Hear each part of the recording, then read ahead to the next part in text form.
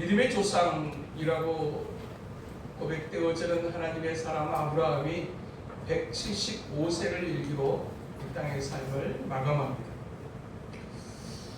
어떻게 살아가는가, 어떻게 살 것인가 라고 하는 것은 우리가 살아가는 이 땅의 삶 속에 가장 중요한 화두일 것입니다. 그러나 그 중요한 어떻게 살 것인가 라고 하는 것보다 더 중요한 한 가지가 있다면 그것은 어떻게 죽을 것인가 라고 하는 것입니다. 죽음이라고 하는 것은 그 사람의 인생의 결산과도 같은 것입니다. 그 사람이 죽는 모습을 보면, 그리고 그 사람의 마지막에 그 이제 모습 앞에서 그 한 사람의 인생이 전체가 평가되어지는 것을 우리가 보게 되어지는 것입니다. 마지막에 인생의 마지막을, 또 인생의 후반을 어떻게 살아가는 것이 참으로 지혜로운 삶이며, 또 우리의 삶의 아름다운 결산을 위하여 우리가 어떻게 살아가야 될 것인가에 대한 교훈을 오늘 본문 아브라함의 죽음을 통하여 함께 살피며 은혜를 나누고자 합니다. 그의 아내였던 사라는 127세에 이 땅의 삶을 마감했습니다. 사라가 죽었을 당시에 127세니까 아브라함의 나이는 137세. 하나님께서 약속으로 주신 아들 이삭은 37세입니다. 그렇게 127세의 아내를 이제 하나님 앞에 보내드리고, 또 그에 대해 137세에 머물렀을 때에 또 3년 후가 지났을 즈음에 우리가 지난 시간에 살핀 것처럼 아브라함은 나이 40이 되어져가는 아들 이삭을 위하여 그의 아내를 준비하는 과정을 보여주고 있습니다.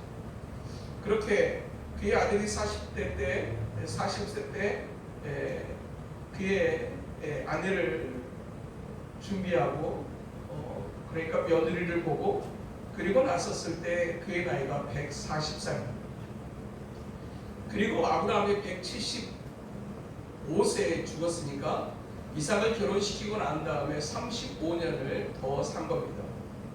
그런데 그 35년의 그 시간 속에 있었던 한 가지 일을 오늘 본문은 기록해 줍니다. 그것은 오늘 본문 25장 1절에 기록한 것처럼 후처를 맞이하였으니 그의 이름은 구두라라. 첫 번째 아내가 죽고 난 다음에 3년의 시간이 지나고 이삭을 결혼시키고 난 다음에 그의 35년의 세월을 두 번째 부인이었던 구두라와 함께 살다가 그의 나이 175세에 하나님 앞에 간 것입니다. 두 번 장가를 간 거죠. 그리고 그가 낳은 아들이 6명이었다 라고 그렇게 성경은 기록해 주고 있습니다.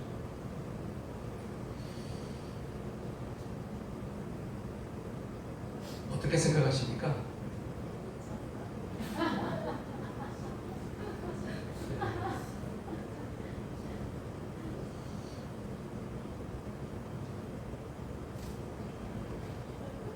첫 번째 드는 생각은 힘도 좋다.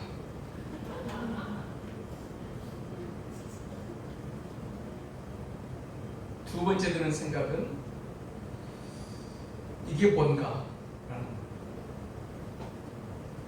하나님께서 분명하게 내 수로 말미암아 내게 복을 주고 너로 큰 민족을 이루게 하겠다 라고 하는 하나님의 약속은 아들 이삭을 통해서 이미 이루어졌습니다. 이미 이루어졌는데 왜 또 6명의 자식을 낳는 일이 필요했을까? 라고 하는 거죠. 저도 이 말씀을 준비하는 한 주간 동안 되게 많이 이 부분을 어떻게 해석해야 될 것인가에 대한 고민을 가지고 오늘 아침까지 주석을 들여다보면서 또 이 부분에 관한 해석을 우리가 어떻게 가야 될 것인가. 학자들의 해석은 다양합니다. 그리고 다양한 그 해석에 대하여 우리는 어떤 학자들의 견해를 선택할 것인가 하는 것은 우리의 몫일 수 있습니다. 그래서 이제 학자들마다 이제 어떤 신학을 가지고 있느냐, 자유주의 신학 사상을 가지고 있는 사람, 신본주의 사상을 가지고 있는 사람, 아주 극단적인 보수적 경향을 가진 사람에 따라서 한 말씀에 대한 해석은 다양하게 나타날 수 있고, 또 설교자들은 그 다양한 해석에 대하여 취사 선택을 하고 이제 자기의 신학 신학과 신앙의 노선을 따라 이 말씀을 증거할 수 있습니다. 첫 번째로 이제 생각하게 되는 한 가지, 약속의 아들 이삭을 낳았는데 또 다른 아들을 후처를 통해 낳을 필요가 있었을까라고 하는 측면이죠. 또 하나의 우리가 생각해 볼 수 있는 측면은 하나님이 약속하신 아들 이삭을 낳기 전에 아브라함은 이미 사례의 여종이었던 하갈을 통해서 이스마엘을 낳았던 경험이 있었던 사람이었습니다. 그리고 그 이스마엘을 가지게 되면서 겪게 됐던 고통도 적지 않게 있었습니다. 아기가 임신이 됐다는 사실을 알게 되었던 하갈이 그 사실로 인해서 이제 생각하지도 못했던 갈등의 국면이 등장하게 되고 그 안에 사라는 그 일로 인해서 굉장한 분노를 표출을 하고 또 이 하갈을 쫓아냈다가 다시 맞아들입니다. 그리고 이제 13년의 세월이 지나고 난 다음에 하나님의 약속하시는 그 아들을 낳게 되고 또 그리고 이제 그 아들을 이제 졌을 때쯤에 또 한 번의 갈등을 통해서 결국 하갈과 이스마엘은 아브라함의 집에서 나가게 되었습니다. 이미 이스라엘을 통해서 굉장한 진통을 겪었습니다. 그런데 그런 진통을 겪고 난 다음에 또 다시 두 번째 부인을 얻어서 6 아들을 낳고 했던 이 부분이 예전에 이삭을 낳기 전에 이스마엘과 이삭을 낳고 난 다음에 얻게 된 구두라의 아들들 6명은 어떤 차이가 있을 것인가 라고 하는 측면의 것입니다. 성경의 모든 기록들은 일관성과 통일성이라고 하는 궁극적인 이제 방향성을 가지고 성경은 해석하게 됩니다. 그런데 그런 측면에서 본다고 하게 되면 히브리서 11장 13절에 보면 아브라함의 죽음을 아브라함은 믿음을 따라 죽었다라고 기록을 하고 있어요. 아브라함이 믿음을 따라 죽었다라고 하는 이 히브리서 기자의 이 말씀과 동일한 일관성적인 측면에서 그의 마지막 35년도 역시 믿음을 따라 살고 믿음을 따라 죽었다는 것인데, 그러면 그의 두 번째 부인이었던 구드라를 통해서 낳은 이 아들들에 대한 해석을 믿음으로 믿음의 관점에서 보아야 될 것인가? 아니면 우리의 믿음이라고 하는 것이 믿음으로 산다고 하지만 우리가 실질적으로 온전한 믿음으로 산다라고 하는 것이 얼마나 간단하지 않은 것인가 라고 하는 측면에서 봤었을 때 이것을 믿음의 이제 내용 속에다가 이 6명의 아들을 포함시킬 수 있을 것인가 그렇지 않을 것인가에 대한 견해는 이제 신학사자 사상을 따라서 달라질 수 있다고 생각되어집니다. 일관성적인 측면으로 본다면 모든 것을 다 거기에다가 집어넣는다고 하게 되게 되면 분명하게 이것도 하나님의 뜻 가운데 있었던 일이라고 해석이 되어줄 수 있을 것입니다. 그러나 또 한 가지로는 우리의 믿음이라고 하는 것이 완전한 것이 아닌가다. 지난 한 주간도 믿음으로 사셨습니까? 네? 예요. 믿음으로 살았던 시간이 있었는가 하면 믿음으로 살지 못했던 순간들도 있어서 그렇지만 그 믿음이 또한 우리에게 여전히 있었기 때문에 또 오늘 또 우리가 이 시간 여기 함께 있을 수 있는 것입니다. 그렇다고 하면 오늘 이 시간에 이 모습을 본다고 하게 되면 우리는 분명히 저는 한 주간도 역시 믿음으로 살았던 것이라고 말할 수 있습니다. 그러나 그 믿음의 내용적인 측면에서 과연 온전한 것인가 온전하지 못했는가라고 한다고 하게 되면 온전하지 못했다. 아니 믿음이라고 하는 것이 온전함을 향해서 추구하지만 온전하기라고 하는 것이 얼마나 어려운 것인가 하는 것을 우리가 함께 고백하게 되고 아브라함의 이제 마지막 부분도 35년도 역시 이 관점에서 볼 수 있다고 하면 이 부분이 하나님의 섭리 가운데 포함되어 있는 부분들은 한 부분 맞지만 또 믿음의 연약함의 한 부분이라고 또한 우리가 볼 수도 있을 것입니다. 그냥 히브리서 11장 13절에 등장하는 아브라함은 믿음을 따라 살다가 믿음으로 죽었다라고 하는 여기에다가 여기에 있는 이것도 포함을 시킬 수 있다고 하면 이제 해석은 또 달라질 수 있겠지만 우리의 신앙의 관점에서 이제 취사 선택을 해야 되는데, 첫 번째로 분명한 사실 한 가지, 그것은 아브라함의 노년은 강건했다라고 하는 거죠. 하나님 앞에서 살아가는 인생의 마지막 부분에서 정말로 건강한 삶을 살다가 건강하게 인생을 마무리하는 것은 얼마나 복 있는 일인가 하는 것을 알 수 있습니다. 정말 그것은 정말 중요합니다.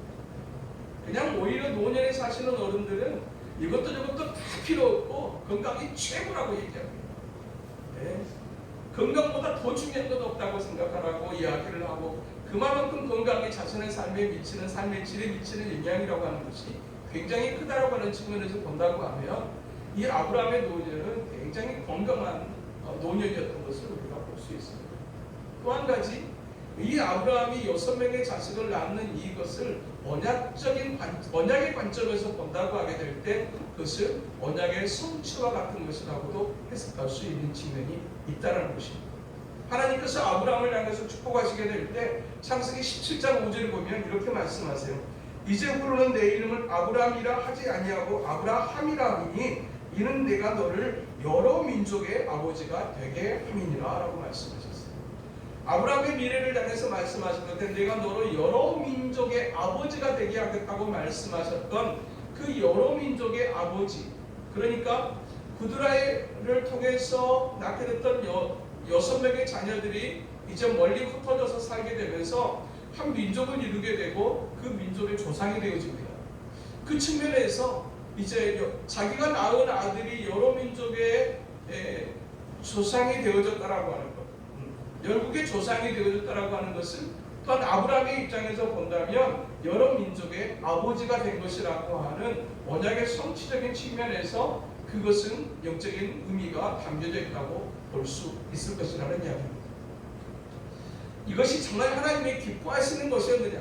하나님께서 세상을 창조하시게 될 때 아담 옆에 한 여인 하와를 허락하시고, 또 거기서 우리는 일부일서자라고 하는 궁극적인 성경의 결혼의 원리를 우리가 살피게 되어지는데, 그것이 가장 건강한 삶이며 건강한 가정의 관계인 것을 말씀하시는 측면으로 본다면, 이것을 두 번째 부인을 얻었다라고 하는 것은 사실 일부일처제의 어떤 그런 원리 속에서 이제 위배되어진다고 볼 수 있고, 또한 이제 이후에도 하나님의 사람들이 등장하게 될 때 그들에게도 역시 한 부인만이 아니라 다윗 같은 경우에도 역시 한 여자가 아니라 여러 여자를 또한 자기 아내로 맞으며 살았던 것을 믿음의 사람인데, 그렇게 믿음을 구약에 대표할 만한 믿음의 사람인데도 불구하고 그와 같은 삶을 살았던 것을 우리가 볼 수 있습니다.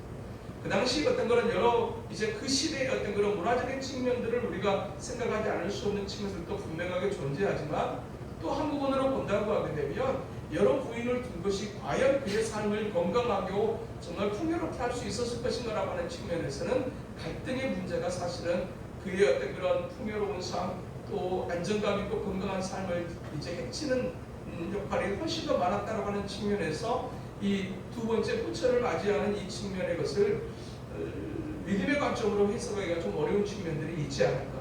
실질적으로 오늘 본문에 등장하는 이제 그 구드라를 통해서 낳았던 아들과 그의 자손들의 이야기가 기록이 오늘 본문에 있습니다.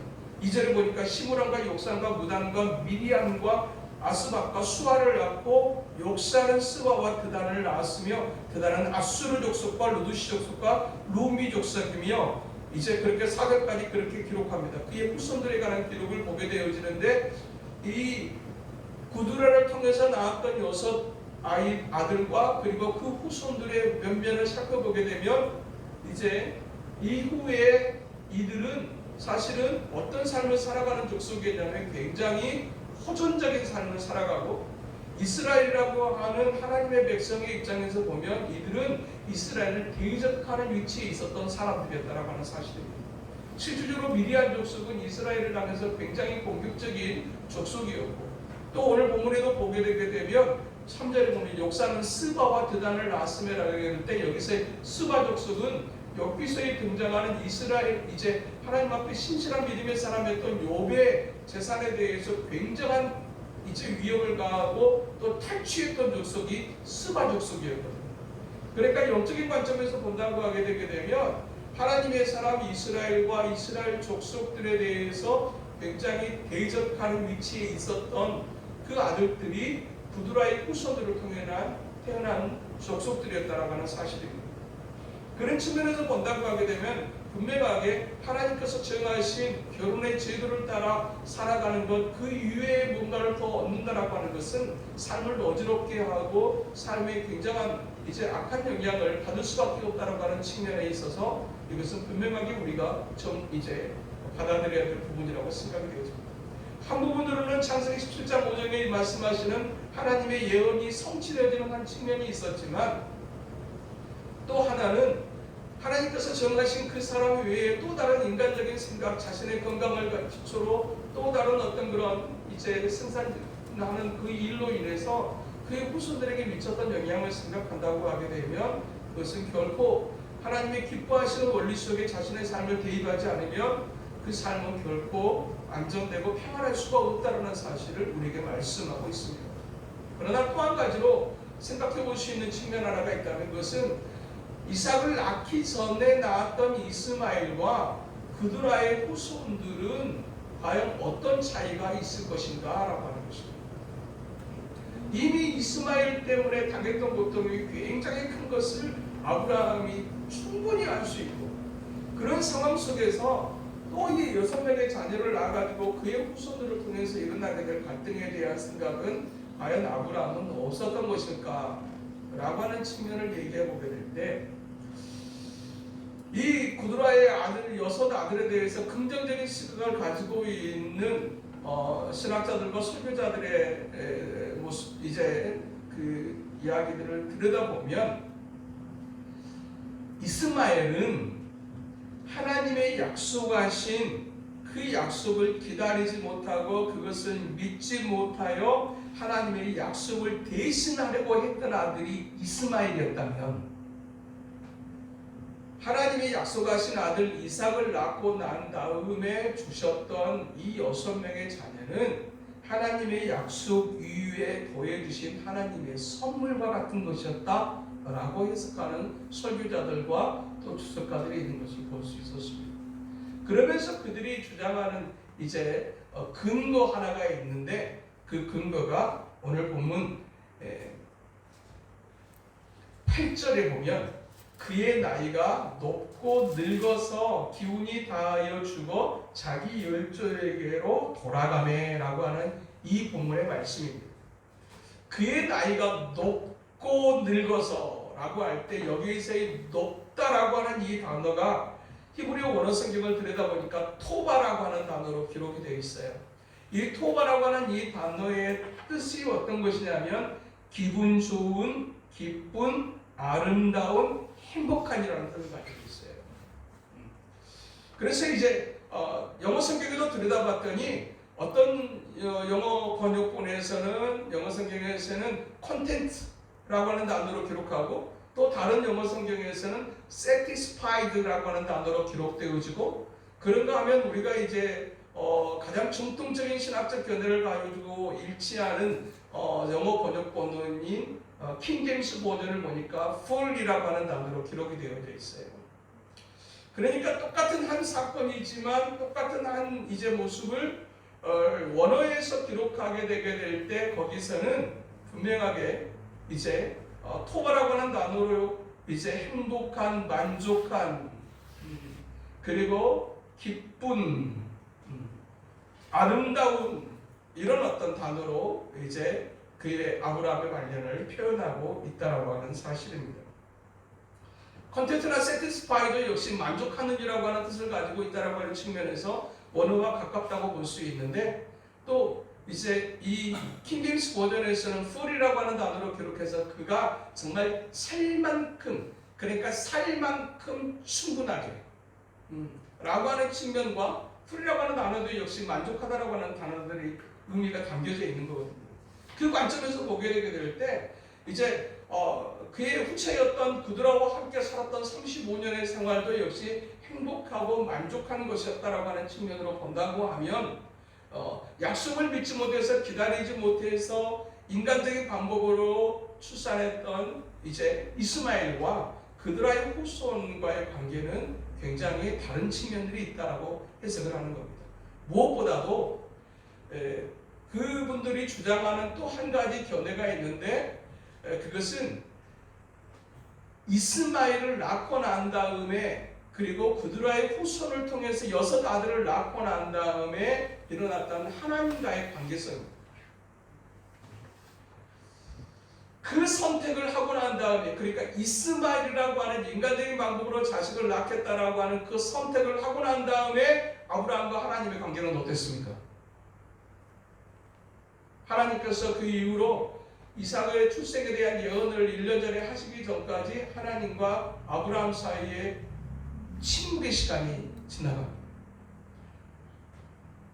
하나님의 백성이요 하나님의 자녀로 하나님의 약속을 붙잡고 살아가는 사람이 13년이라고 하는 그 긴 기간 동안에 10년이 넘는 시간 동안에 하나님께서 아브라함을 향해서 아무 말씀도 안 하셨어요. 우리가 아무리 사랑하는 부부관계라도 사이가 안 좋을 때는 무엇이 있습니까? 침묵이 있어요. 말하기 싫어요. 꼴도 보기 싫고 가까이 가기도 싫고 말이 없다고 아무것도 그냥 아무 일도 없다가 아니라 말을 하지 않는다는 얘기는 화가 나 있다는 거예요. 하나님께서 아브라함을 향해서 10년이 넘는 시간 동안 아무 말씀도 없으셨다는 얘기는 하나님께서 그 아들을 기뻐하셨다 기뻐하지 않으셨다? 기뻐하지 않으셨다. 실제적으로 하나님이 기뻐하시지 않았던 그런 선택을 해놓고 나서 보니까 실질적으로 그의 삶에 그의 가정에 굉장한 풍파가 일어났던 것을 또한 성경은 기록해주고 있어요. 그런데 그렇지만 이 구드라를 통해서 나왔던 6명의 아들이 있는 동안에 그 35년의 세월을 정리해 줬던 그 내용 속에 그의 나이가 높고 토바라고 하는 단어로 그의 노년이 행복했고 만족했고 기뻤다라고 하는 측면으로 본다고 하면 이스마엘과 그드라를 통해서 낳은 6명의 아들은 다른 관점의 모습으로 볼 수 있어야 된다라고 하는 견해입니다. 그것에 관한 선택은 이제 각자 신학적 견해를 따라서 할 것이지만 우리의 신학적 견해로 본다고 하게 되게 되면 그것이 인간의 연약함을 통해서 하나님의 언약이 성취되어졌다고 하는 측면과 그리고 그의 노년이 강건했다고 하는 측면에서는 우리가 동의할 수 있지만 그러나 인간적인 방법으로 물론 이스마엘은 불신앙의 문제였어요. 그러나 이 구드라를 통해서 낳은 6명의 아들은 불신앙의 측면이었다고만 보기는 조금 약간 약한 부분이 좀 있는 게 사실이다. 그냥 여기까지 정도로 해석을 하는 것이 맞지 않겠는가. 그러나 우리의 이제 일관성인 어떤 그런 하나님께서 태초에 세상을 창조하시고 만약에 여러 명의 여자가 필요했다면 하와뿐만 아니라 또 다른 여자도 갈비뼈 몇 개 빼낼 수 있는 거 그거 복잡하지 않지 않겠습니까? 하나는 조금 어려울 것 같다. 그래서 한 2개 정도 어떤 분들은 또 그때 하나님 몇 개 더 빼시지 하셨을 분이 있을지는 모르겠지만 인생 살아보니 한 사람도 그대로는 버겁고 동의하십니까? 아니 남자 집사님들 그러나 한 남자와 한 여자가 만나서 가정을 이루고 그 이후에 또 다른 어떤 것들이 개입되어지게 될 때 그 가정의 진정한 평안을 깨어지고 또한 신뢰도 상실되어 있을 수밖에 없다는 사실은 우리가 살면서 충분히 공감할 수 있는 측면입니다. 물론 아브라함이 그 안에 사라가 있을 때 이 후처를 맞이했는가 이제 죽고 난 다음에 맞이했는가라고 하는 측면에서도조차도 신학적인 견해는 좀 다릅니다. 있을 때 늙어가지고 이제 그 안에 사라가 이제 거의 지쳐 있을 때 또 다른 구드라를 맞이했을 거다라고 보는 신학적 견해도 있고 죽고 난 다음에 그랬을 거라고 하는 견해도 있지만 그것에 관해서 성경은 정확한 자료를 제시하지 않기 때문에 여러 가지 해석이 가능합니다. 분명한 사실 하나님께서 필요했다고 하게 되면 아담에게 한 여자가 충분했다고 하게 되게 되면 그렇게 하셨을 것이고 또 그것이 아닌 또 다른 것이 필요했다고 하면 또 다르게 하셨을 것인데 하나님은 그렇게 하셨다. 일부 일처적. 그 측면에서 본다고 하면 이것은 하나님 앞에서 믿음으로 산 결과라고 말하기는 어렵지만 그럼에도 불구하고 하나님 앞에서 아브라함의 노년이 그래도 하나님 앞에서 믿음으로 살았던 부분들이 훨씬 더 많다. 그러니까 믿음의 어떤 그런 온전함의 관점에서 본다고 하게 되면 우리가 이제 이 부분들을 받아들이기가 어려운 측면들이 분명하게 존재할 수 있다라고 하는 사실입니다. 오늘 이 말씀을 살피면서 저는 세 가지에 대해서 생각해보는 교훈을 갖고자 합니다. 첫 번째 교훈, 그것은 죽음에 관한 준비에 대한 교훈입니다. 죽음의 준비. 이 아브라함은 35년을 살면서 이제 6명의 자녀를 낳았습니다. 그리고 이제 자기가 죽을 때가 이제 하나님 앞에 갈 때가 얼마 남지 않게 됐다는 사실을 알고 그가 했던 이 일을 하나를 오늘 본문은 기록해 주고 있는데 이렇게 기록합니다. 5절에 보니까 아브라함이 이삭에게 자기의 모든 소유를 주었고 자기의 서자들에게도 재산을 주어 자기 생전에 그들로 하여금 자기 아들 이삭을 떠나 동방 곧 동쪽으로 가게 하였더라. 그러니까 이삭에게 모든 것을 주되 그들의 6 아들에게도 역시 재산을 나눠주고 그리고 그것을 가지고 함께 살게 하지 않고 먼 곳으로 보냈다라는 얘기입니다. 그러니까 자기가 죽고 난 다음에 하나님께서 주신 아들이었던 이 이삭과 그 구두라의 후손들과의 그런 관계성 속에서 일어날 수 있는 갈등을 철저하게 배제하려고 시도했던 이 아브라함의 모습을 우리가 보게 되는 것입니다. 어른들이 우리보다 먼저 된 어른들이 돌아가시는 모습을 보면서 우리가 받게 되는 교훈 중에 하나가 그거 아닙니까?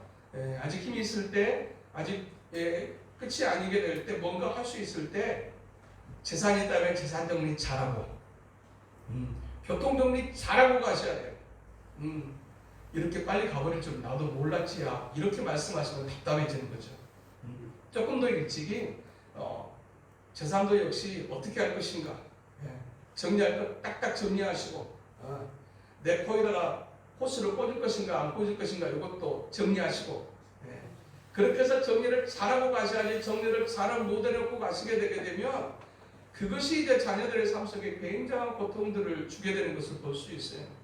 그래도 아직 생명이 붙어 있는데 어떻게 호스를 안 꽂고 그냥 빨리 돌아가게 하실 수 있느냐라고 그냥 그렇게 하면서 하는 하소연하는 자녀가 있는가 하면 그렇게 사시면 무슨 의미가 있느냐. 이제 보내드리자. 대체적으로 아들들은 보니까 그런 견해고 딸들은 이대로는 못 보내. 그래가지고 기어이 연명하는 그것을 또 해가지고 그렇게 서로 고통 속에 갈등 속에 있는 것들을 또 볼 수 있었어요. 남겨진 이제 작은 재산을 가지고도 제대로 정리가 되어지지 않을 때 또 그것이 또 남겨진 자손들에게 또 갈등의 여지가 되어지는 것을 볼 수 있어요. 아브라함은 그 측면에 있어서 자기의 마지막을 갈등의 여지를 남겨두지 않기 위해서 그렇게 준비를 했던 그의 노년을 볼 수 있고요. 또 하나의 무엇보다도 더 중요한 준비 하나가 있다면 그것은 죽음 이후의 삶에 대한 준비입니다. 많은 사람들이 자신의 노년의 준비를 한다고 하지만 그래 봐야 20년, 30년입니다. 아무리 충분히 잘 준비하고 아무리 오래 살아도 노년의 준비를 아무리 잘해도 그래 봐야 그것을 준비했던 것을 누리는 것은 20, 30년, 길어봐야 3, 40년에 불과합니다. 그러나 진짜로 필요한 준비는 20년, 30년, 40년의 문제가 아니라 영원한 삶에 대한 준비보다 중요한 것은 없습니다. 길이상으로, 연수상으로 비교할 수가 없어요. 20년, 30년의 노후 생활을 위해서 얼마나 아끼고 얼마나 절약하고 얼마나 그 시간들을 준비합니까? 그런데 인생이 참 허망하죠. 그렇게 이제 잘 씹어먹고 살려고 임플란트 다 해놓고 그 다음에 돌아가시는 경우. 이제 나는 노년에 편하게 좀 이제 별장 같은 데서 해가지고 살겠다라고 그렇게 이제 만들어 놓는 거 쉽지 않더라고요. 이제 전원 생활하면서 살겠다고 그렇게 애써갖고 그거 만만치 않아요. 근데 다 해가지고 살만하니까 아이고 갑자기 암이 시라네. 그런 경우 얼마든지 비일비재하게 많습니다. 그거 하나 준비하는데도 그렇게 많은 노력이 필요한데 진짜 필요한 준비가 무엇인지는 알지 못하는 것, 그것이 인생의 의지입니다. 사람이 한 번 죽는 것은 정한 것이고 그 이후에는 심판이 있을 것인데 그 이후의 심판의 세계는 영원한 세계입니다. 20년, 30년 아니라 200년, 300년의 문제가 아니라 영원히 천국에서 살 것인가 영원히 지옥에서 살 것인가의 문제입니다. 언제 죽을지 알지 못하는 것, 그것이 인생입니다. 그렇다고 하게 되면 진짜 중요한 준비는 내가 죽어 하나님 앞에 갔었을 때 내가 무엇을 가지고 갈 것인가. 예수 그리스도, 그분이 나의 구원자이십니다라고 하는 그 예수님의 믿는 그 믿음 하나만 가지고 주님 앞에 서게 될 것이에요. 그 믿음의 유무 하나만을 가지고 우리가 하나님 앞에 평가받을 것이에요. 물론 이 땅에서 믿음으로 살면서 하나님 앞에 신실한 삶으로 살았던 그것이 상급으로 이어지는 또 그와 같은 아름다운 믿음의 유산들도 있을 것입니다만, 가장 중요한 것은 예수를 그리스도로 믿고 의지하며 살아가는 그 믿음, 그 믿음보다 중요한 준비는 없습니다. 하나님 앞에서 마지막에 인생의 노년의 진짜 중요한 모습은 어떤 것이냐면, 정말 죽을 때까지 예수를 그리스도라고 인정하는 신앙생활을 하다가 주님 앞에 서는 거예요. 정말 더 오랫동안 살아가는 시대를 이제 우리가 살고 있어요. 그러다 보니까 한때는 장로님이고 한때는 권사님이고 심지어는 한때는 목사님이었던 분들도 진짜 인생의 나이가 80이 넘어가고 90이 넘어가게 되면 교회 생활 쉽지 않아요. 가고 싶어도 가실 수가 없으세요.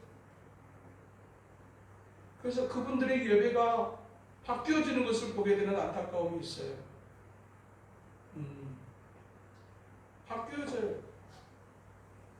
그래서 요한병 같은 데도 이제 목사님들이 계시는데 그곳에서 사역하시는 목사님들의 고백이 뭐냐면, 나이가 드시면 다 쓸데없어. 목사님도 똑같고 장로님도 똑같고 권사님도 똑같고, 처음 들어왔었을 때는 예배드리러 들어가주면 그렇게 감사하대요. 해야 돼요. 근데 좀 더 지나가게 되면 목사님 기도만 해주고 가시오. 힘이 없다는 거죠. 지치신다는 거죠. 마지막까지 꽤 믿음을 간직하면서 살다가 주님 앞에 가는 거 얼마나 중요한 일인지. 그것을 위해서 우리가 받아야 될 교훈 한 가지, 믿음으로 살아야 믿음으로 죽을 수 있습니다. 믿음으로 살지 못했던 사람이 어느 날 갑자기 믿음으로 죽는 일은 정말로 천에 하나 만에 하나 있는 거예요. 예수님 우편의 강도처럼 믿음으로 살지 못했지만 하나님께서 특별한 은총을 베푸셔서 마지막에 그의 생명을 천국으로 인도하시는 경우들이 간혹 있지만, 자꾸만 자신의 인생을 그 특별한 곳에다가 기입하시려고 하는 어리석은 분들이 계세요. 가장 보편적인 일반적인 영적인 원리, 믿음으로 살아야 믿음으로 죽습니다.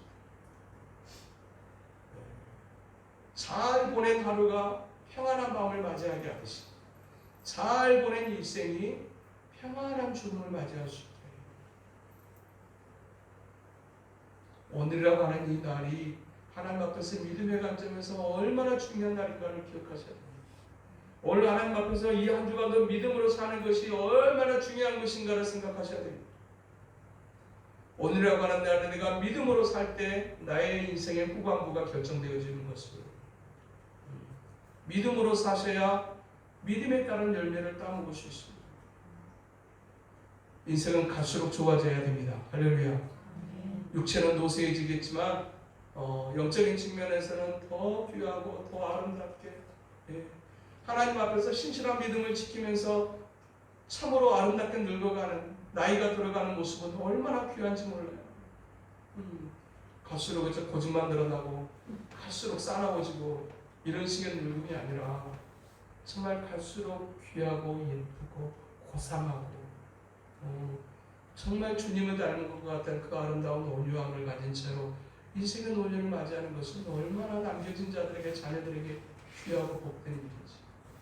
그것이 어떻게 가능할까요? 하루아침에 안 됩니다.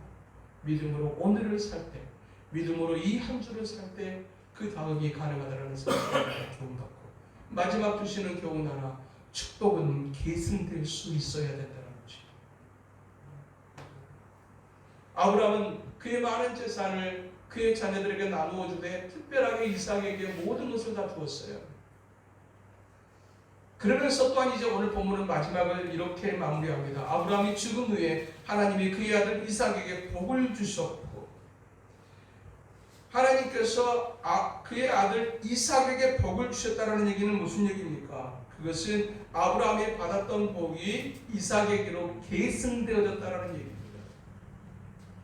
오늘 우리들의 삶이 하나님 앞에서 잘 사는 삶을 살게 되게 될 때 우리의 자녀들의 삶이 잘됨으로 이어질 수 있다는 사실. 단순하게 많은 돈을 아끼고 모아가지고 자녀들에게 돈을 주었다, 이것이 세상 사람들은 잘 계승해 준 거라고 얘기합니다. 그러나 결코 그렇지 않습니다. 진짜 돈의 가치는 자기가 정말 힘들이고 땀 흘리고 벌어야 그게 진정한 돈의 가치가 되고요.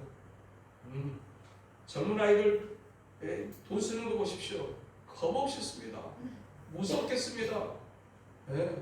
그러나 진정으로 자기가 땀 흘리고 벌어본 돈은 그렇게 쓸 수 없어요. 우리가 자녀들에게 많은 것을 남겨주면 그 자녀들이 정말로 그 부모가 남겨준 그 재산에 대한 소중함을 인식하면서 그렇게 살까요? 절대로 그렇지 않습니다. 자기가 애써보고 자기가 그 돈의 의미를 알 수 있을 때 그것을 소중하게 다룰 수 있어요. 진정으로 오늘 본문에서는 그냥 그의 아들 이삭에게 하나님이 복을 주었다라는 단어로 기록되어 있지만, 여기에서 이 복의 내용 속에 가장 중요한 복은 믿음의 복입니다. 할렐루야. 우리가 자녀들에게 남겨주시는 복 가운데 제일 중요한 복이 있다면 그것은 무엇입니까? 믿음이어야 합니다. 예수 그리스도여야 합니다.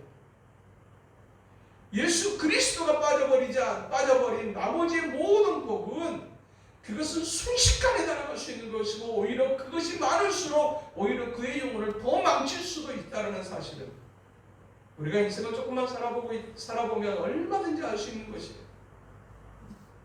우리가 정말 어느덧 인생의 후반부를 향해서 달려가고 있는 인생의 위치에서 정말로 우리가 진지하게 생각해야 될 것 한 가지, 내가 우리의 자녀들에게 무엇을 남기는 삶을 살 것인가. 믿음이 아니고 우리가 신앙생활을 어느 정도 해보면서 우리가 고백할 수밖에 없는 한 가지, 예수밖에 없더라, 믿음밖에 없더라. 동의하십니까? 이 진정한 축복이 계승되어지는 인생을 살아가야 그의 인생의 진정한 아름다운 결말이 있는 것이라고 말할 수 있다. 아브라함은 그 믿음의 계승에 있어서 정말 아름다운 믿음의 조상의 반열에 자기의 아들 이삭이 들어가고 그의 손자 야곱이 들어가는 그 믿음의 가문을 이루었던 것처럼 우리의 삶이 얼마일지 알 수 없지만 갈수록 좋아지는 인생, 갈수록 신실해지는 인생, 그리고 참으로 아름다운 것을 남길 줄 아는 참으로 아름다운 믿음의 결실을 향해 나아가는 우리 모두의 삶 될 수 있게 되기를 주님의 이름으로 축복합니다. 거룩하신 하나님 아버지, 한 사람의 인생과 한 사람의 죽음 속에서 우리의 인생과 우리의 죽음에 대한 교훈을 받게 하시니 하나님 아버지 감사합니다.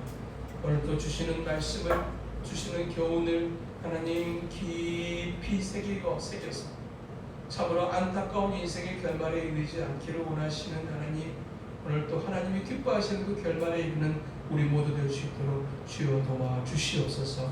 예수님 이름으로 기도합니다. 찬송가 430장.